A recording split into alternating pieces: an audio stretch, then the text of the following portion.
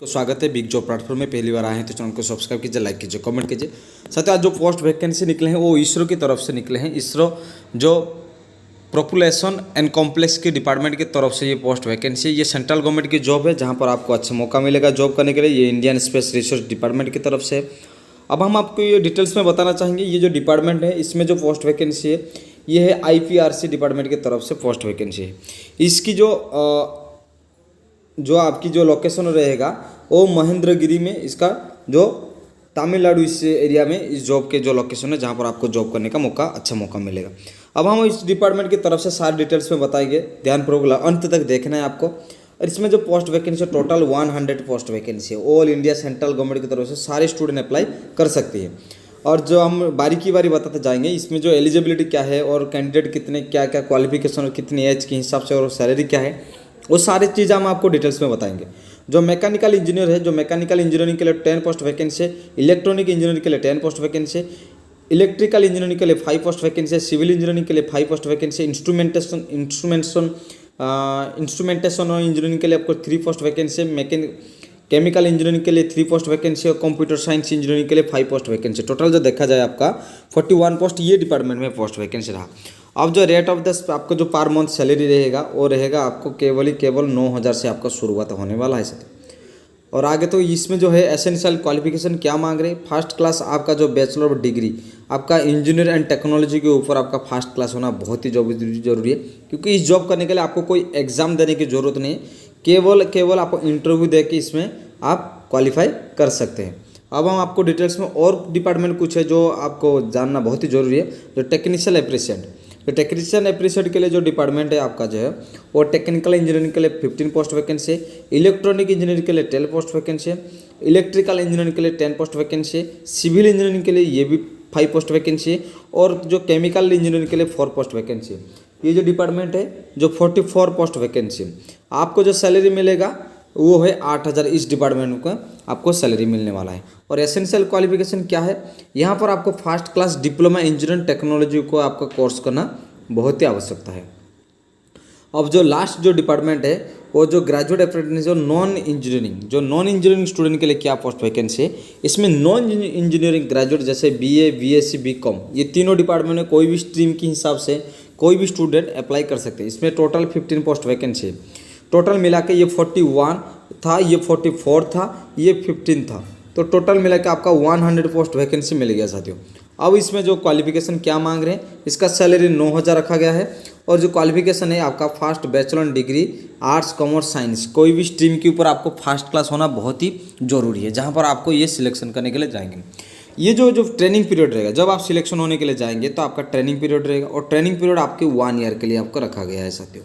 ISRO DOS after the completion of the training, तो training के बाद इसमें आपको इसरो या ODS या DOS डिपार्टमेंट में आपको जॉब मिलने वाला है साथियों। अब जो ये पोस्ट वैकेंसी है जो स्टूडेंट के लिए will not eligible candidate the belonging to any following categories.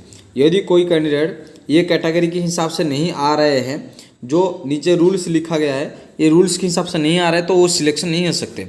जैसे क्या है ना, candidate who have the completed the scheduled course, आपकी जो स्टूडेंट जो भी कोर्स दिया गया है उस कोर्स को ये कंप्लीट नहीं करेंगे तो वो एलिजिबिलिटी नहीं हो सकते। एक्स अप्रेंटाइज जैसे candidate the currently under going apprenticeship and any organisation firm, तो एनी ऑर्गेनाइजेशन एक्स सर्विसमैन भी वो भी अप्लाई नहीं कर सकता। Candidate the joining apprenticeship and resign the before complete and training period, यदि कोई स्टूडेंट ट्रेनिंग पीरियड की अंदर कोई रिजाइन दे देते तो उनको भी इसमें जॉब नहीं मिलने वाला है।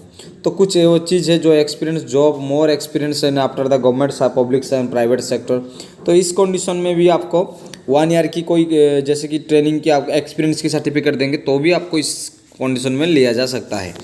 अब हम आपको बताएंगे जो ग्रेजुएट जो स्टूडेंट सिलेक्शन होने के लिए जाएंगे कहाँ पर, ये जो है कोड नंबर, ये कोड नंबर 101 से 107 के अंदर जो ग्रेजुएट अप्रेंटिसशिप जो इंजीनियरिंग स्टूडेंट है वो उनका जो एज है वो एज है 28 साल, उनका लिमिटेड एज रखा गया है। और जो है टेक्नीशियन अप्रेंटिसशिप के लिए आपको ये 35 साल मैक्सिमम, और जो ग्रेजुएट अप्रेंटिसशिप नॉन इंजीनियरिंग के लिए उनको 28 साल रखा गया है। अब हम आपको दिखाना चाहेंगे ये जो डिपार्टमेंट है SC/ST कैटेगरी स्टूडेंट के लिए 5 साल एक्सटेंशन किया गया है एज के हिसाब से, और जो OBC कैटेगरी स्टूडेंट है उनके लिए 3 साल एक्सटेंशन किया गया है।